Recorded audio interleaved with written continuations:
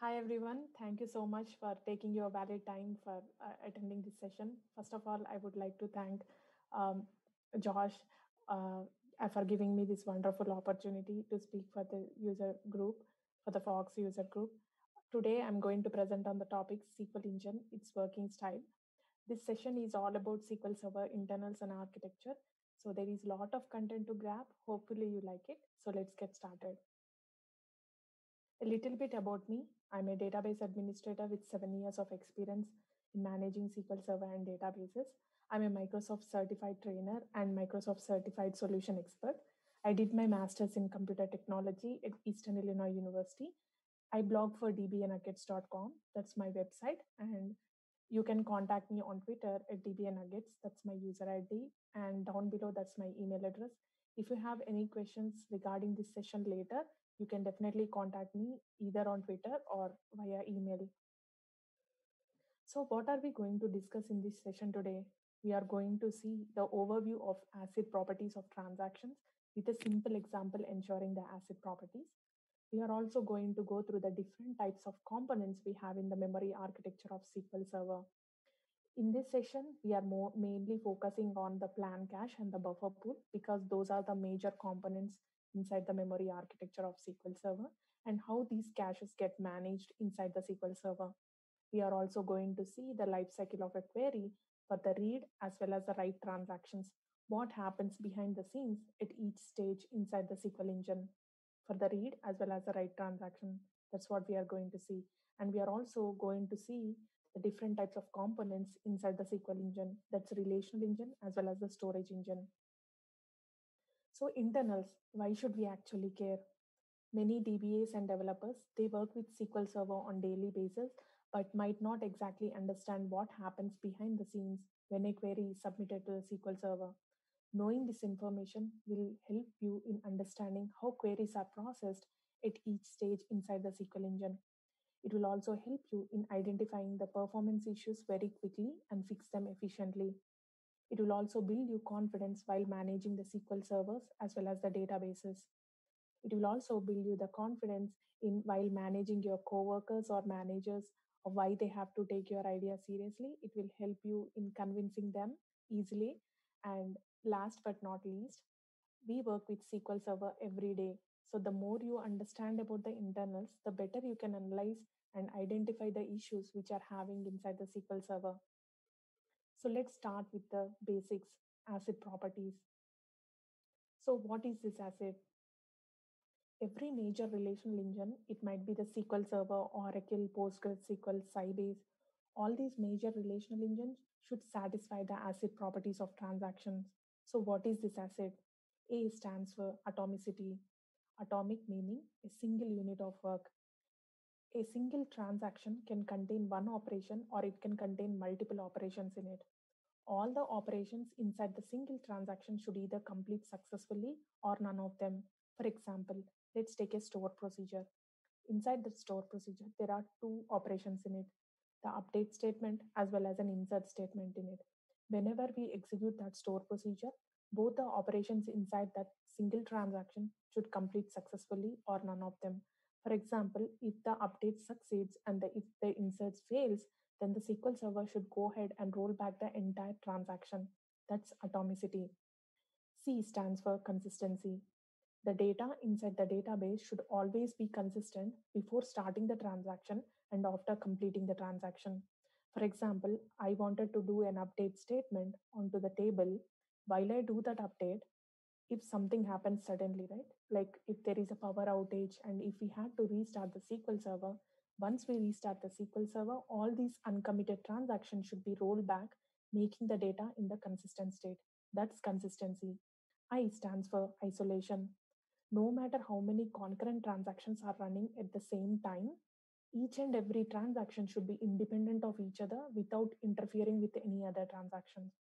For example, if I'm inserting few records into a table, while I am doing that insert, none of the other transactions should be interfering with my transaction. That's isolation. T stands for durability. Once the transaction is successfully completed and all the data has already been made to the database should be permanent. Like if there is an outage and if we have to restart the SQL Server later or anytime, all the data which has already been made to the database should be consistent without any data loss. That's durability. So, what components of the SQL engine should ensure these ACID properties? Atomicity is very easy to be ensured. It is taken care by the parse component inside the relational engine. Consistency is also very easy to be ensured. It is taken care by the parser as well as the binder components inside the relational engine. Once the atomicity, isolation, and durability are ensured, consistency will automatically be ensured. Isolation is all about the locking mechanism.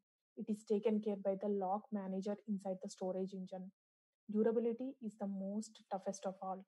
It is taken care by the transaction log inside the storage engine. Now let's see a very simple example ensuring the ACID properties of transaction. In our example, we are taking a simple bank transaction.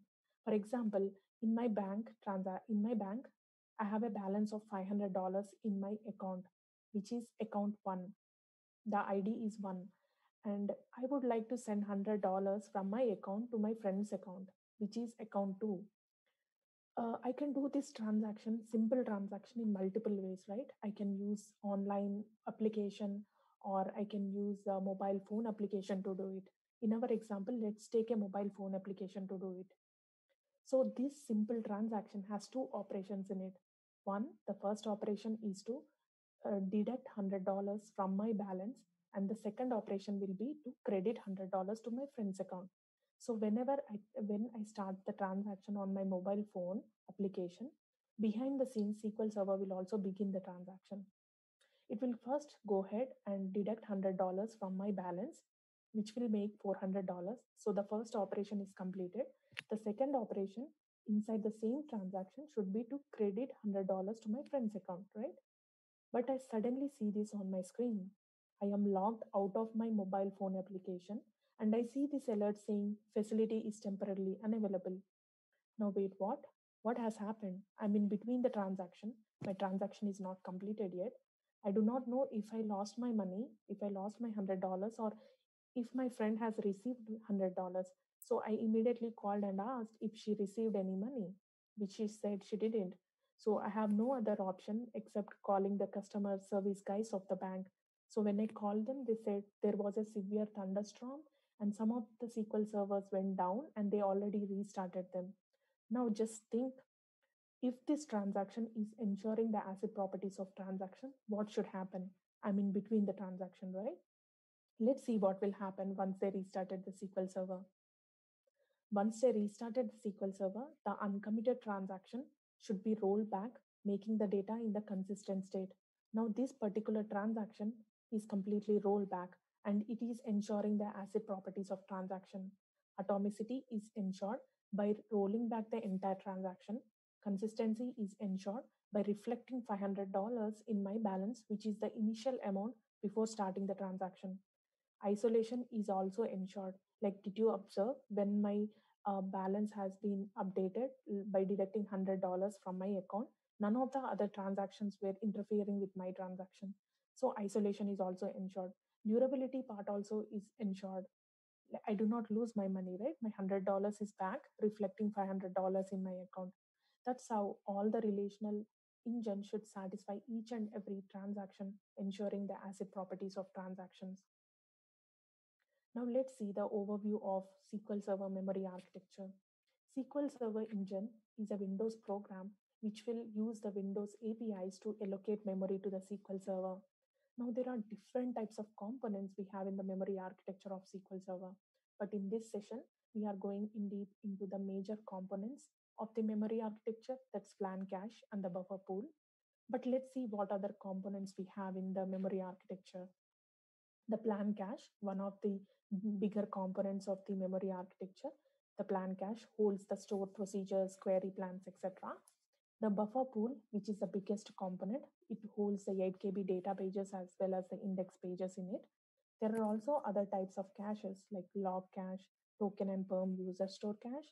Now, what this token and perm user store cache does is it will store the user permissions onto the objects. There is also other type of cache known as column store cache.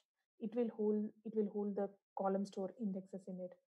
Now, all these caches which you are seeing in the blue color are very special. Now, why I say that? These are very special because they can be easily expanded as well as shrinked when there is a memory pressure. Now, these are very special because they have a backing mechanism in them. Like whenever there is a memory pressure, these objects will go and save in their stores, like the backing up stores, right? Now, what I mean by that, for example, we have a plan cache here, right? The store procedures which the plan cache holds, the query text behind the store procedure is stored inside the system tables. The buffer pool, like the data pages which are stored inside the buffer pool, those data pages are stored as the database files inside our disk subsystem. The other caches, like the log cache, is stored as a transaction log inside our disk subsystem. The column store cache, which holds the column store indexes, these column store indexes are compressed and they are stored inside our disk subsystem. Now, these caches, these caches which you are seeing in the blue color are very special because they can be easily expanded and shrink when there is a memory pressure. But what about the fixed memory which is in the green color? This fixed memory is called fixed because it cannot be expanded and shrinked when there is a memory pressure. Now, what kind of things will be using this fixed memory? The connections to the SQL Server, like the memory grant connections that we allocate for the hashes and sorts before running the query, those kind of connections are stored inside the fixed memory. Now, this is known as fixed because it doesn't have any backing mechanism in them. That's the reason it cannot be easily shrinked as well as expanded.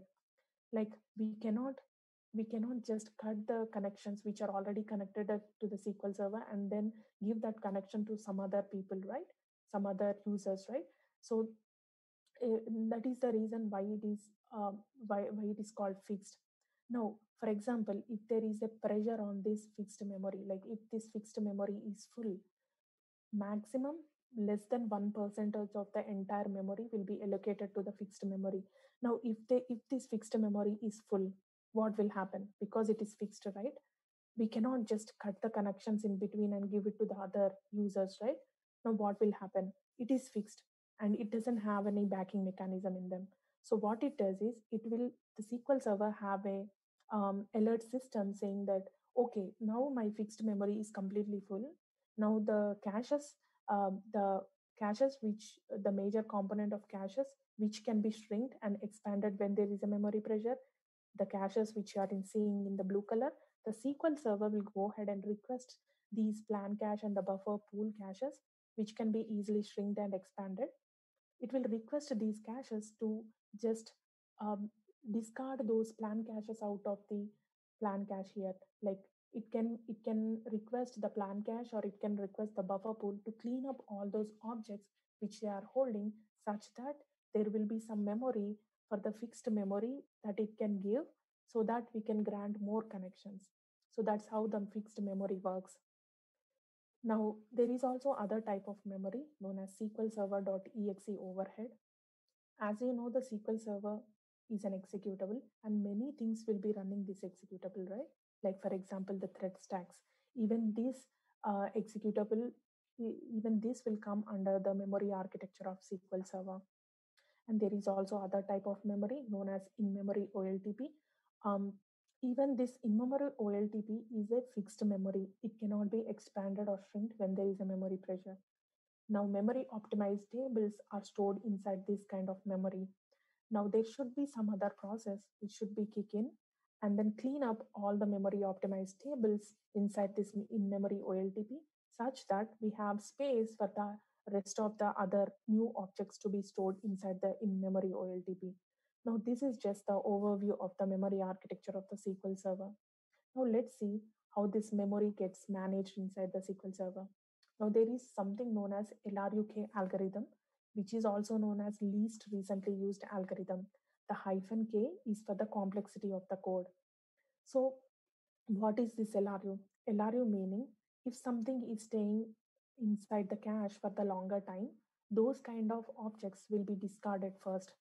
But what happens with the SQL Server? SQL Server will think this way. If there is an execution plan that is created with less amount of resources and cost, those kind of execution plan will be discarded first.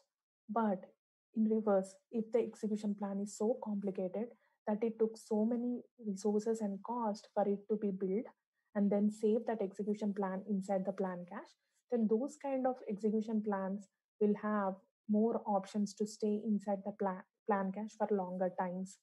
Now, how is this memory gets managed? There are two types of processes that will manage this memory.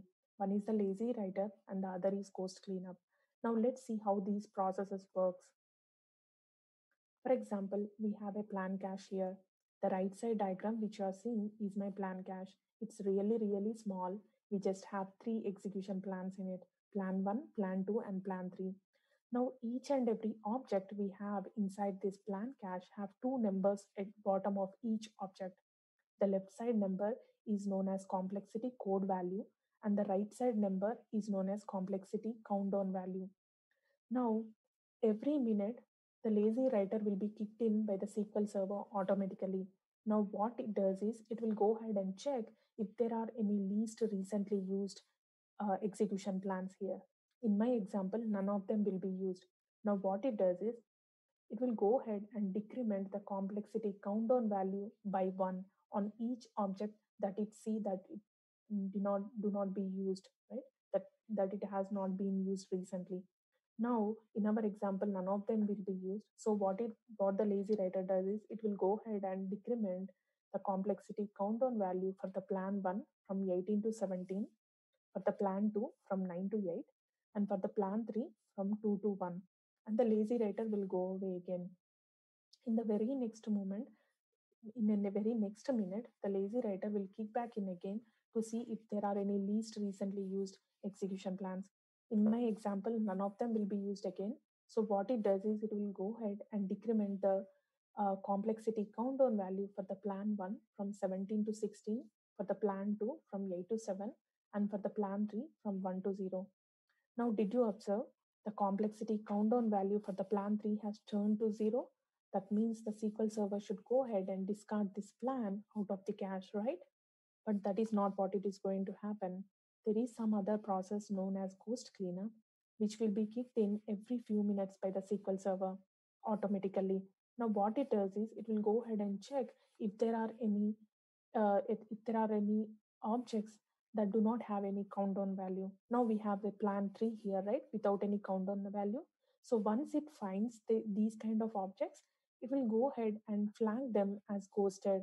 That means they are still in the plan cache, but they are in the half life.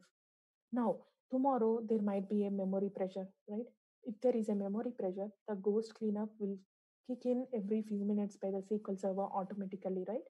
It will go ahead and discard these ghosted objects, ghosted execution plans out of the plan cache. But if there is no memory pressure, then SQL Server is still going to keep these execution plans inside the class, inside the plan cache, such that there might be some other user might come again tomorrow, and they might use the same execution plan for their query, right? That's the reason. That's the reason it will still put them inside the plan cache if there is no memory pressure. But if there is a memory pressure, then ghost cleanup will go ahead and clean up those ghosted execution plans out of the cache. That's how the ghost cleanup will work. In the very next moment, the lazy writer will kick back in again to see if there are any least recently used execution plans. In my example, right now, the plan 2 will be used. So what it does, it will go ahead and increment that complexity countdown value to its original value for the plan 2, which is actually 9. So that's how the lazy writer and the ghost cleanup will manage the plan cache. Now, how does the buffer pool gets managed? Buffer pool, as you know, it will holds the data pages as well as the index pages in it. Basically, the buffer pool holds three types of different structures in it: clustered indexes, non-clustered indexes, as well as the heaps. So, for example, if you wanted to do a select star from a heap table, you know what will happen. The buffer pool has to go and grab all those data pages in the form of 8 KB pages, put it in the buffer pool, and then do the operation over there, right? But instead, uh, like that will be a really, if it have to grab all those data pages into the buffer pool, that is very IO intensive and resource consuming, because the disk subsystem is involving in this process, right? The buffer pool has to contact the disk subsystem, which is very IO intensive and cost resources, right? It cost much. So, but instead of that, if you put the indexes like clustered indexes and non-clustered indexes on top of it, buffer pool has to go few trips onto the disk subsystem to grab those pages into the buffer pool. So basically, the indexes will help reduce the IO as well as it will speed up the query process. But how does this buffer pool gets managed? There is something known as checkpoint process, which will be kicked in every few minutes by the SQL server automatically. And now what it does is it will go ahead and check if there are any dirty pages inside the buffer pool. Now, what are these dirty pages? Dirty pages are the pages which are already written in the buffer pool, but they are not yet written to the database file system, which is the database files. They are not written yet to the disk. So now what the checkpoint does is it will go ahead and check if there are any dirty pages inside the buffer pool. If it finds any, it will go ahead and harden them onto the disk. So this checkpoint process will be run by the SQL Server automatically every few minutes. But if you wanted to manually run the checkpoint process, you can definitely do it by running the word checkpoint in your management studio. It will go ahead and push these dirty pages if it finds any onto the database file system. So that's how the checkpoint process will manage the buffer pool. Now, this is a very important slide, how the SQL optimizer will choose the plan. Now, as you know, the SQL optimizer is a cost-based optimizer. It always wanted to choose the good enough plan instead of the best plan. Now, what is the difference? The time as well as the cost is the difference. Like for example, if our optimizer wanted to get the best plan instead of the good plan, now what it have to do? For example, we have a select statement here with a 4 table join in it, right? And each table have one clustered index and three non-clustered index on top of each table. Now, the SQL optimizer is trying to get the best plan for this select statement. What it have to do? It have to go ahead and analyze 72 different types of physical access method per table. That means it have to go and see whether it have to do a clustered index scan or clustered index seek, or if it have to do the ordered clustered index scan with a covering index. Those kind of um, those kind of physical access methods, 72 it have to analyze per table. Just for this simple select statement, it have to go ahead and analyze 72 times 4 uh, physical access methods. On the top of it, it have to go ahead and analyze 24 different types of logical join orders. Now, what are these logical join orders? For example, we have a select statement here, right, with 4 table join. Like if the join between A to B will filter out 50% of the records from the result set, and the join between B to C will filter out 99% of the records from the result set, then what the SQL optimizer does is it will go ahead and reorder the join in such a way that it will push the join between B to C front of the statement and rest of the joins back of it. Now, why the optimizer do that is because it wanted to grab the results as quickly as possible. And on the top of it, it have to go ahead and analyze so many optimization rules that it will gather approximately 26,000 possible plans just for this simple select statement. Now just imagine how much resource consuming it is and cost consuming and resource consuming it is to get the best plan for this select statement. And it takes so much time for the optimizer, right? And no user wanted to wait for the results to get that results for such long time. So that's the reason the SQL optimizer what it think is, let me get the good enough plan instead of going ahead and analyzing all these optimization rules to get the best plan. Let me just go ahead and analyze few of the rules until I get the good enough plan. That's how the optimizer works inside the SQL server. Now, I would like to thank Kevin Klein for loaning me this example. If I want to say the same thing in a very simple words to understand, for example, the optimizer will choose the execution plan A in 3 milliseconds and the execution plan B in 3.5 milliseconds. And if it have to go ahead and analyze so many transformation rules for 5 minutes in order to know if the plan A is better or B is better, it doesn't want to do that. It will just go ahead and grab plan A or plan B randomly. Now that is the reason why our optimizer is so quick. If it has to go ahead and get analyze the best plan, then it would not have been that optimal, right? It would not have been so fast. Now let's see the life cycle of a query. If the life cycle of a query is divided into three different steps, then the first step contains the components parser, binder, simplification, and trivial plan. Now, all these components from the first step are very simple and very lightweight to the SQL Server. They doesn't require any much metadata except for the query as well as uh, the table definition as well as the query definition. That's all it needs. When you come to the second step contains the components load metadata, join heuristics, and search phases. Now, most of the metadata that it requires to process any query are gathered at this second step. When you come to the third step contains the components access methods, transaction manager, and buffer manager. Now, these three components are very IO intensive. Now, why I say that? Because the buffer manager, which we have in the third step, will be contacting the disk subsystem, which is very IO intensive because it have to grab the data pages as well as the index pages into it, which is very IO intensive, right? That's the reason I said it is very costly when compared with the other two steps. So the first step components and the second step components will come under the relational engine, and the third step components will come under the storage engine. Now let's see a select query, how it works behind the scenes. Now we have a user here, for example, and he wanted to run a select statement onto the SQL Server. Now, no matter what kind of interface he is using, he might be using SQL Server Management Studio, Azure Data Studio, .NET Visual Studio, or even a third-party application.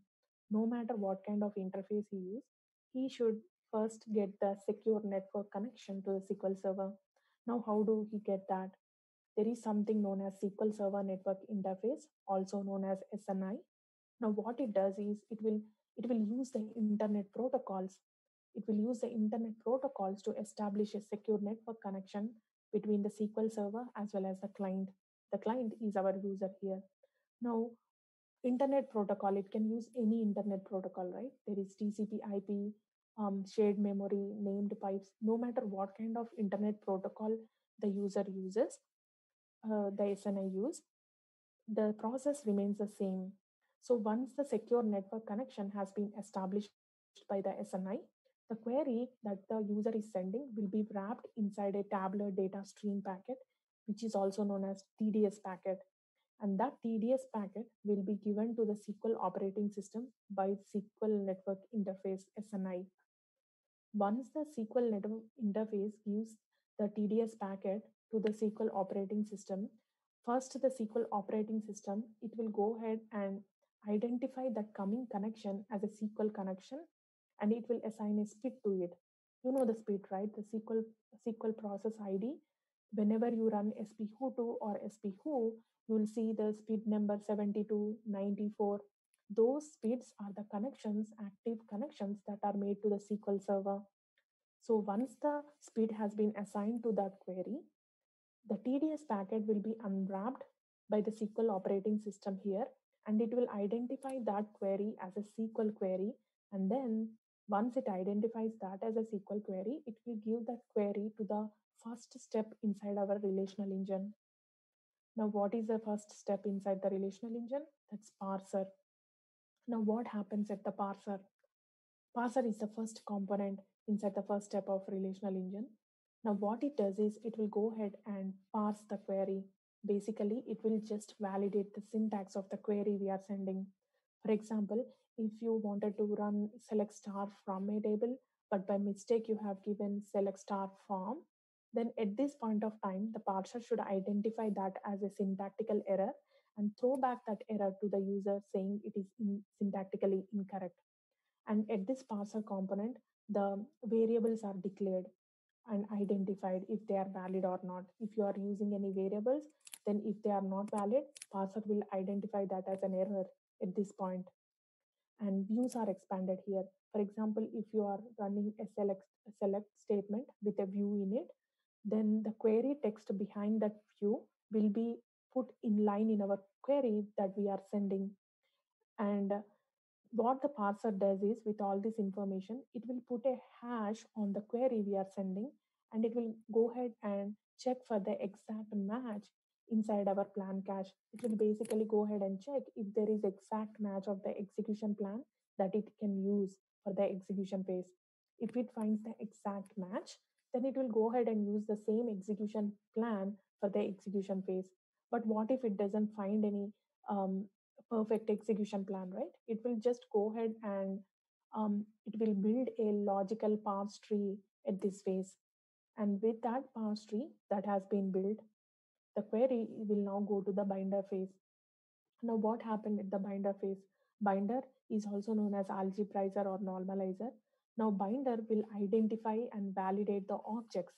The parser will just identify the syntax of the query, but binder is the one which will identify the objects and validate the objects that we are using inside our query, like tables, columns, those kind of things are checked here. And user permissions are also checked here. For example, the user that is running the query, whether that user have enough permissions to execute the query, as well as touch those tables, whether he have permissions or not. Those kind of things are checked at the binder component. And data type resolution also happens here. Now, what is this data type resolution? For example, if you are running a select statement in between the two tables, and you are using a union clause in between those two tables, the ordinal column of those two uh, the ordinal columns of those two tables should match their data type. If they doesn't match, then there is a problem at the binder phase. Then the aggregate binding happens here, like the sum, average, those kind of things are bound here. Now, with all this information, the binder will go ahead and update the parse tree inside the plan cache, and then our query will now send to the simplification component. Now, as the name says, the simplification, it will basically simplify the query. Now, for example, we are running a select statement which have a subquery in it. SQL Server should will go ahead at this point in time. It will go ahead and simplify the query by converting that subquery into a simple join. And contradiction detection also happens here. Like if you have any foreign key kind of contradictions, those kind of things are also checked here. And with all this information, the parse tree inside the plan cache will be once again updated. And now our query will be sent to the trivial plan component. Now, for example, the query that we are sending is very simple, like select star from a heap table or select star from a table with a simple where clause. Now, what SQL Server think is, hmm, that's a really simple query, right? That's a really simple query. Why should I even go ahead and update the parse tree that the previous components have already built and updated inside the plan cache? Why should I even consider that? I will just go ahead and discard that parse tree that has been built until now inside the plan cache, and I will just go ahead and create a trivial plan on the fly. Now, why I do that? Because it doesn't cost me any resources. It doesn't cost me much resources or anything to just create that. No matter how many times the user runs the query, it might be 10,000 times, I will just go ahead and create the trivial plan on the fly, just like that. And also, SQL Server doesn't want to save those trivial plans inside the plan cache, because what it thinks is it doesn't want to waste any resources in any of the memory inside the plan cache. Instead, it wanted to save that memory inside the plan cache for more complicated execution plans. That's how the SQL Server thinks. So it will go ahead and create the trivial plan on the fly for those simple queries, and it will use the trivial plan for the execution phase.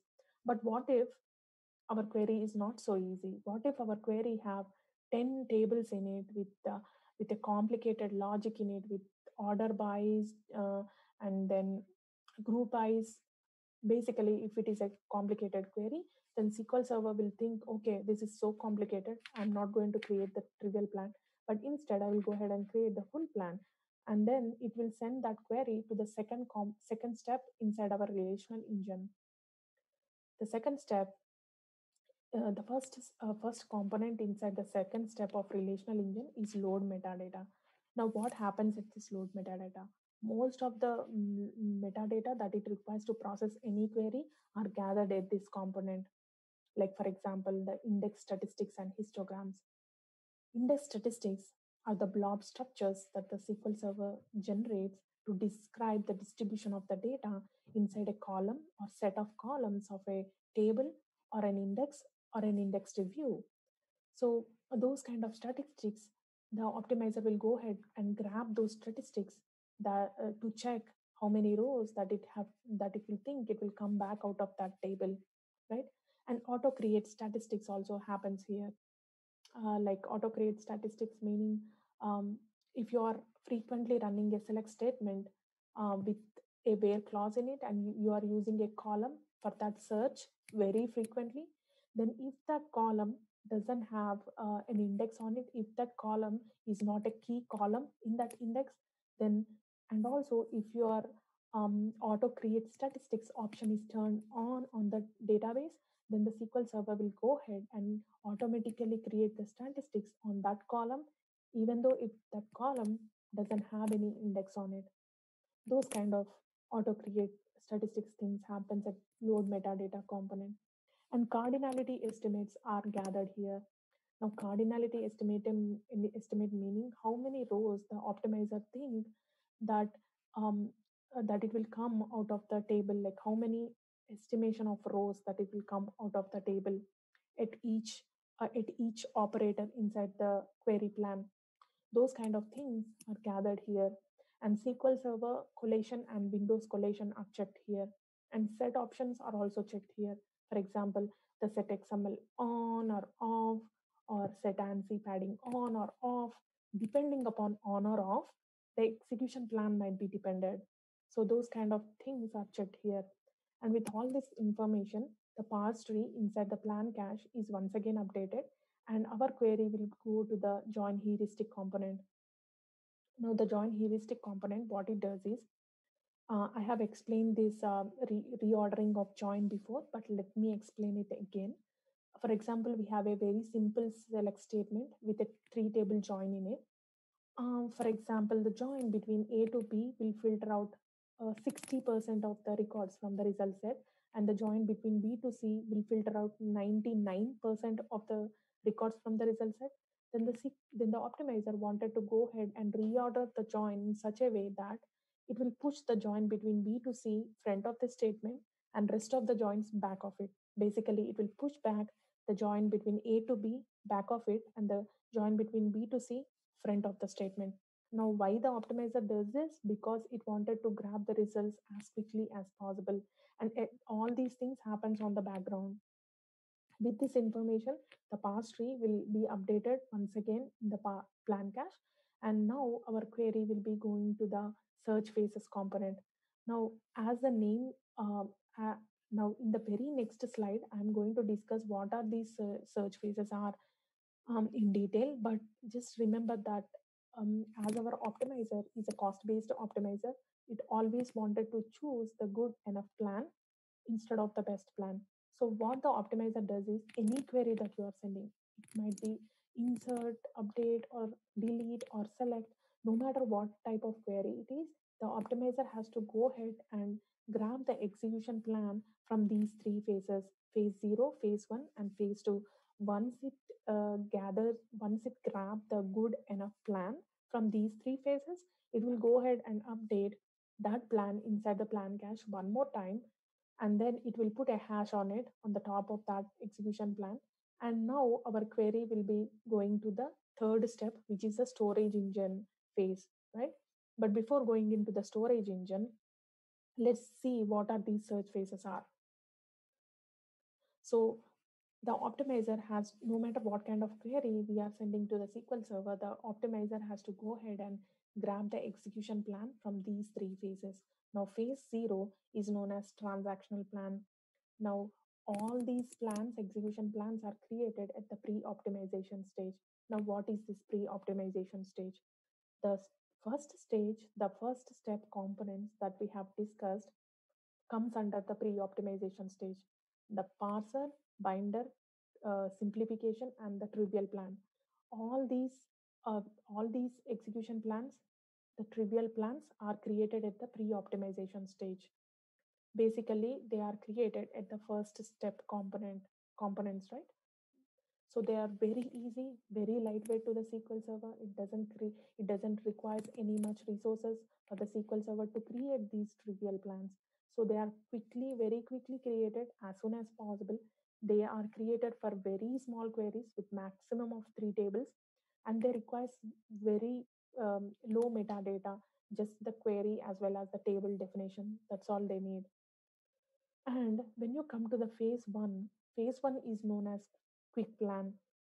Now, these execution plans are created for the queries for the maximum of 8 tables, and more transformation rules are needed than the phase zero. Now, what happens is the optimizer for what happens at this phase zero and phase one is the optimizer, what it does is it will go ahead and grab our query that we are sending, and it will go ahead and compare that query with already existing execution shapes. Once it finds the good enough execution shape, it will go ahead and grab the execution plan from there. But that is not the case with the phase zero. Phase two. Phase two is completely different. It is known as full plan, and it is these execution plans are created for the more complicated queries, and most of the parallelisms, spills, pools to the tempdb happen at this phase two, and almost all of the transformation rules are unlocked here. Now, what happens with this phase two is the optimizer, it doesn't go ahead and take our query and compare our query to already existing execution shapes. But instead, what it does is it will go ahead and prune off all the optimization rules that we are not using. For example, we have a select statement, but we are not using nvarchar max or blob data types in that select statement. The optimizer will first go ahead and prune off all the rules, optimization rules that are related to that nvarchar max and blob data types, so that it will go ahead and um, uh, it will go ahead and analyze few of the optimization rules just to get that good enough execution plan for that particular query. That's how our optimizer will go ahead and grab the execution plan for any query from these three phases. Now, our select query is at the storage engine component, storage engine phase. Now, before going into the detail of this, let me tell you that no matter what kind of query we are sending, all the queries should pass through the first step as well as the second step, depending upon the complication of the query. For example, if it is very simple query that it generates the trivial plan, then it will go ahead and grab the trivial plan and send to the execution phase, and it have to come to the storage engine component also. But if it is a more complicated query, then it have to pass through the second step and then come to the third step component. But all the difference happens at this third step phase, at the transaction manager as well as the buffer manager. Um, just I just wanted to put that thing first. So now we are at the read transaction, right? This is a read transaction. So once the select query has reached at the third step, the first component is the access method. Now, the access method component by itself, it doesn't do any operation. All it does is it will go ahead and analyze how it have to gather the results from the database file system. That's all it does. Once our query is sent to the transaction manager, that all the difference is here. As I said, for the read transaction, like there are two components inside the transaction manager. One is the log manager and the other is log manager. But as this is the read transaction, the transaction manager will just invoke the log manager part of it. You know why it doesn't invoke the log manager? because this is just the read transaction and we are not making any modification to the data pages inside the buffer pool. That's the reason the transaction manager will not invoke log manager at all for the read transaction. But what it is, it will just go ahead and invoke the log manager part of it. It will request the buffer manager to put a shared lock on the resources that it needs to access the data. So once the query is sent to the buffer manager first it will put the shared lock on the resources that it needs. Now why shared lock? Is because it is just a read transaction. We just want the shared lock. We do not want exclusive lock, right? Because this is not the right transaction. So once the shared lock has been um, shared lock has been kept by the buffer manager on the resources that it needs, it will just go ahead and check if all the resources that it needs are already in the buffer pool. Now, if it doesn't find some of them or any of the resources, it will go ahead and grab those resources from the database file in the form of 8 KB pages, put them in the memory in the buffer pool, and then do the modification, do the select over there, the order by and stuff, and it will send the results to the user. Very simple read transaction. But what happens with the write transaction? Access method, like it do not do the any operations by itself. It will just go ahead and analyze how it have to gather the results from the database file system. That's all it does. Once the query has sent to the transaction manager, now the difference is here for the write transaction. Since this is a write transaction, the transaction manager will first invoke the transaction log, and before updating or inserting or deleting any of the before making any modifications to the database pages inside the buffer pool, it will first go ahead and write those changes into the transaction log, like what changes it wanted to do to the database pages. All these it have to first write to the transaction log, and then transaction manager will go ahead and invoke the lock manager part of it, right? What it does is it will go ahead and request the buffer manager to put an exclusive lock on the resources that the buffer manager needs. Now why exclusive? Because now we are modifying, this is the right transaction, we are modifying the database pages inside the buffer pool, and we do not want any other transaction to be interfering with my transaction, right? That's the reason exclusive lock. So once the query is sent to the buffer manager component, buffer manager, it will first put the exclusive lock on the resources it needs, and then it will go ahead and check if those resources are already in the buffer pool, or if some of them are not there or all of them are not there. It will go ahead and grab those pages in the form of 8 KB pages, put them in the buffer pool, make the modifications over there, and send the success message to the user. But did you observe the data pages has already modified in the buffer pool, but they are not yet written to the disk, right? That's when the checkpoint process will be kick in by the SQL Server automatically every few minutes. It will go ahead and grab these dirty pages inside the buffer pool and grab those dirty pages, put them in the database files and harden them to the disk. That's how the write transaction works. Now let's see the demo, like how these pre-optimization stage components, the parser, binder, simplification, and trivial plan works behind the scenes when you submit a query inside the management studio. We can see that. Let me share my screen.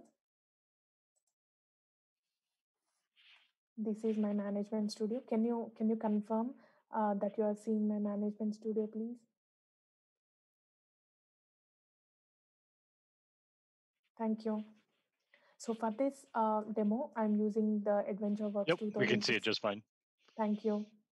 So for my demo, I'm using AdventureWorks 2016 database. First, let's see how the parser works. Like I'm setting the parse only option on, which will just parse the query. It doesn't generate any execution plan or it doesn't produce any results, but all it does is to parse the query. Let me turn this option on, and I will do a very simple select statement. We do not have any syntactical errors for that statement. It should not throw me any error. But here in this example, I did not declare the variable, but I use that variable in the where clause. Now, the parser should identify that as a syntactical error because variables are declared here, right? So when I run that, must declare the scalar variable um, error has thrown. Now, in this example, like select, I'm doing a select non-existing column from a non-existing table and see if the parser will identify it. But as you know, it should not identify that because there is no syntactical error basically, right? This is the binder thing that should identify the objects, but parser, it won't identify. It will just say it did come, it did completed successfully because we do not have any syntactical errors here. Now let me turn off this parse only option off, and then let me turn on format only option on. Now format only option is deprecated, but for my demo, I'm using it to show you like how parser as well as binder will work. When you turn on this format only option on, parser as well as binder will kick in. Let me execute that. And uh, this is a very simple select query. Um, we do not have any syntactical errors or all the objects which we are using in this select statement are valid. So it should not throw me an error. And did you observe like the execution results? It did not produce any results. At the same time, it will also not generate any execution plan even at the format only option on. Now, if I run the same statement with select non-existing column from non-existing table, right now it should throw me an error because the binder component will kick in at this time, right? Invalid object, because it will validate the objects. Now let me turn off this format only option off, and let's see how the data type resolution happens at the binder component. Like this is a very simple select statement, right? With two tables, select between the two tables, and the ordinal column of these two tables should match their data type. Like the customer ID is of integer data type and sales order ID is also integer data type. Now when I execute this, it should run just fine. It should run just fine. It doesn't produce, I mean, it doesn't give us any errors. But now I wanted to manually create an error because the customer ID here is of integer data type and credit card approval code is of varchar data type, which are two different, right? They are not similar data types. So it should throw me an error at this time, conversion failed error. So that's how the parser as well as the binder will work. Now let's see how simplification will work. Let me put the database in the context. And let's see how the simplification will simplify the subquery into a simple join, right? We have a simple subquery in this statement. Now let me turn on the actual execution plan on. And when I execute this and see the execution plan, now did you see the inner join? It just simply converted that as a simple inner join. That's how the simplification works. Now, simplification also remove the redundant joins. Now, in this select statement, we are just getting the results from one table, right? Only the columns from sales order header table we are getting. We are not using the customer table at all. We are not getting any results, any column results from the customer table. So now when I execute that query, it should just go ahead and use that where only that table, sales order header table, did not use the customer table at all.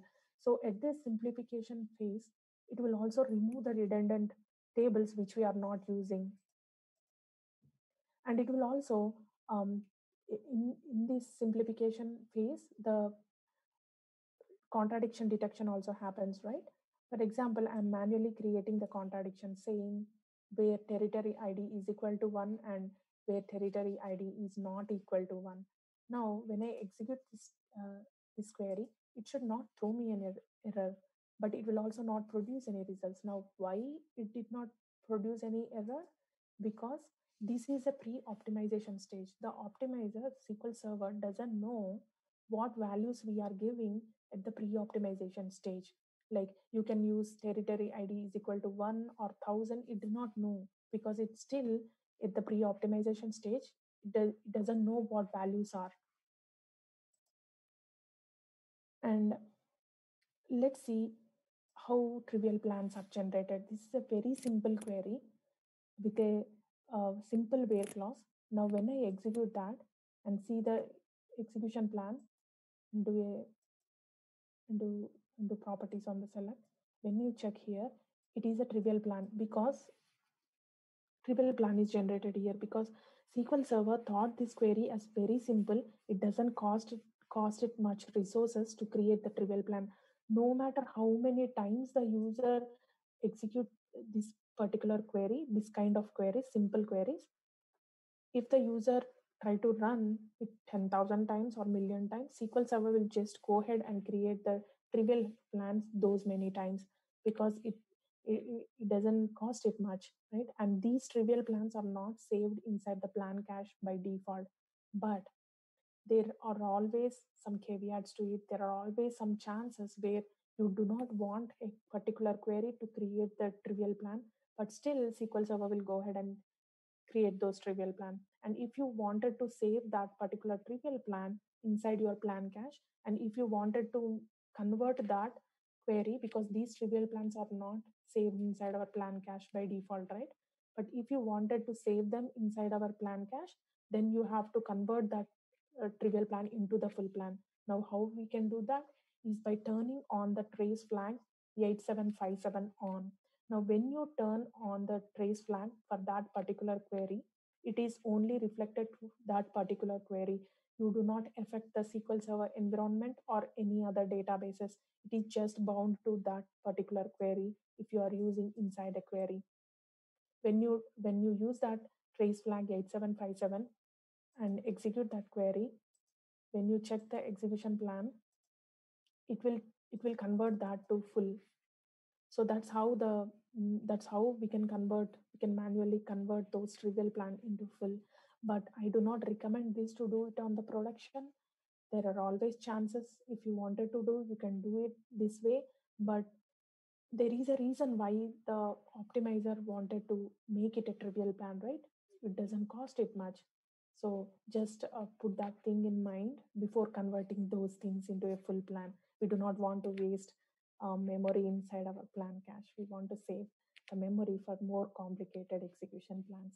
So let me hop back into my slides once again.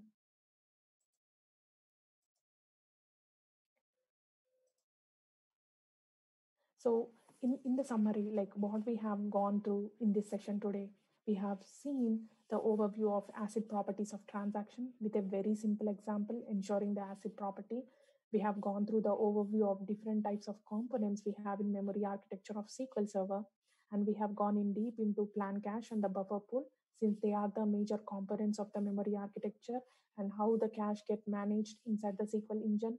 And we have also have seen the life cycle of a query for the read as well as the write transaction, like what happens behind the scenes when a user submit any query for the read as well as for the write transaction. And we have seen the different types of components we have in the SQL engine, that's relational engine as well as the storage engine, and different types of components we have at each step of the SQL engine. And for building this presentation, for my preparation, I have used so many resources, and these are most of them. If you wanted to go in deep and learn about more about the SQL Server internals, Kevin Klein have so many wonderful resources. Please go ahead and view them if you wanted to learn more in deep about the SQL Server internals. And I would like to thank you once again for the Fox Valley SQL user group for giving me this wonderful opportunity.